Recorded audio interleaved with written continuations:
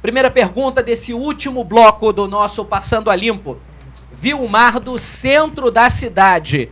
O cunhado dele trabalhava como vermelhinho, foi demitido, está desempregado e parece que agora surgiu uma empresa particular que está fazendo esse serviço.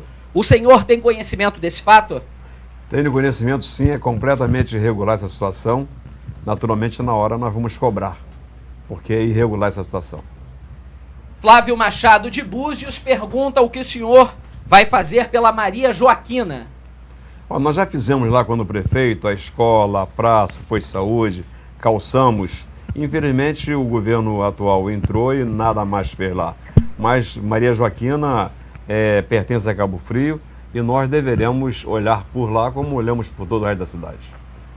Pergunta do Luciano do Guarani, também da Laura do Centro e do Leonardo do Caiçara. No concurso público de Cabo Frio, eles dizem que houve muitas irregularidades. Eles perguntam se o senhor vai chamar quem passou nesse concurso, se o concurso vai ser anulado, se haverá outro concurso público em Cabo Frio.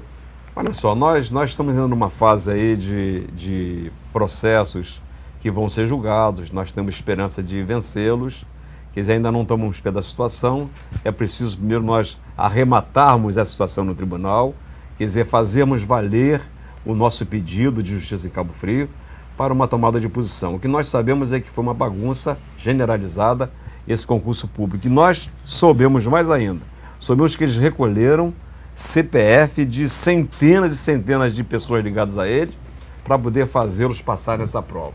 Então depois, na hora em que as pessoas que estudaram, que fizeram a prova com decência a partir do seu conhecimento, constatarem pessoas completamente sem condição na frente das notas, aí isso aí vai virar uma confusão na cidade muito grande. Ricardo da Ogiva pergunta o que o senhor acha do Clube Med. O projeto tem adequação, é viável, é importante para Cabo Frio? O que o senhor acha desse projeto? É muito importante, começou comigo no governo antes de eu sair, e depois eles deram seguimento, passaram 5 anos, mas não saiu do papel até hoje. A intenção nossa é voltarmos a conversar com o pessoal do MED, naturalmente adequar o projeto ao momento ambiental, quer dizer que é importante, aliar para do pau-brasil, e vamos ver se nós fazemos um projeto junto com eles que seja de acordo com as necessidades do nosso município.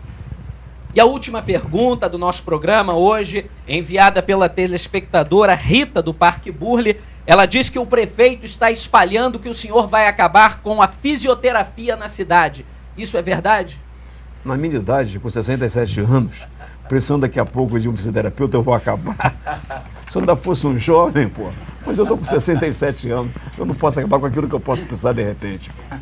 Ok, portanto, mais uma vez, as perguntas que não foram respondidas hoje serão encaminhadas ao deputado que vai respondê-las no blog oficial. Ok, Alexandra? Uma boa noite para você, boa noite a todos. Obrigada, Rômulo. Deputado, antes de começar essa série de perguntas, eu queria saber a sua opinião sobre um assunto. A novela das 8 da Rede Globo fala o tempo inteiro de Búzios. E quando cita Cabo Frio, cita como a parte pobre, né? Inclusive o namorado, o traficante de uma das mocinhas da novela, parece que vai ser assassinado numa favela em Cabo Frio. O que o senhor acha disso? Eu já comentei, procurei algumas pessoas ligadas a mim da favela de Cabo Frio para poder protegê-lo, para não deixar ser assassinado ali. Mas eu já soube já que o famoso Manuel Carlos, o Maneco, ele já disse que passou a juventude em Cabo Frio e que agora ele vai colocar coisas bonitas de Cabo Frio. É o que nós estamos guardando. Mas o que ele estava fazendo agora, era colocar a parte pobre da novela na parte pobre da região dos lagos, que é Cabo Frio. Entendeu? Claro que nós não queremos isso para aqui. Nós queremos coisas bonitas para aqui. Mas a versão pensou o seguinte, onde é que está pobre? Está Cabo Frio, porque não tem governo. Então vamos levar a parte pobre da novela para Cabo Frio. Mas até foi o Zé Martins, presidente da Comissão Comercial, que entrou junto com a Globo, e já está definido que ele vai colocar coisas bonitas agora de Cabo Frio.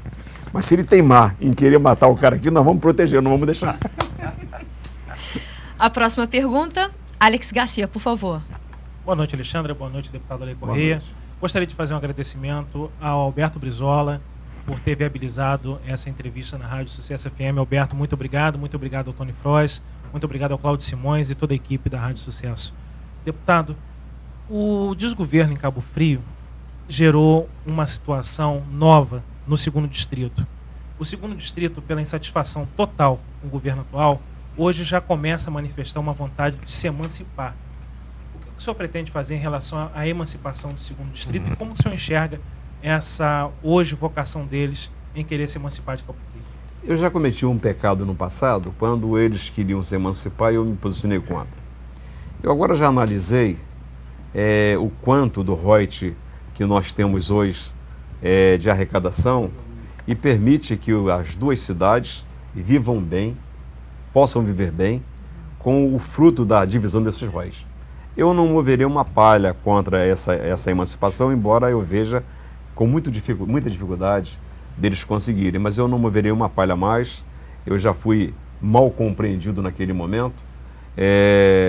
Hoje a cidade é uma cidade de 40 mil habitantes, complexa, difícil de ser administrada, e eu acredito que se eles conseguirem se emancipar, eles que terão que resolver aquele problema lá.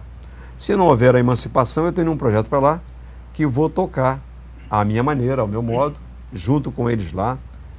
O meu grupo político lá sabe qual é o meu pensamento, e a partir do momento em que o tribunal decidir por uma mudança na Prefeitura de Cabo Frio, e se decidir a nosso favor, nós vamos então tocar o projeto A Nova da Mois. O advogado Vilmar Monteiro tem mais uma pergunta para o deputado. Meu caro deputado, a Prefeitura de Cabo Frio, no orçamento de 2009, no valor de 405 milhões de reais, destinou 1,2% para a habitação, 500 mil reais. Isso demonstra a irresponsabilidade de um governo e demonstra a insensibilidade daqueles poderosos que não pensam no trabalhador que precisa ter o seu teto. Qual é a sua... Para qual área? Habitação. Qual seria ou será a sua política com relação à habitação popular em nosso município? Não, pelo orçamento, eles reservaram 6 milhões. 500 mil reais está aqui.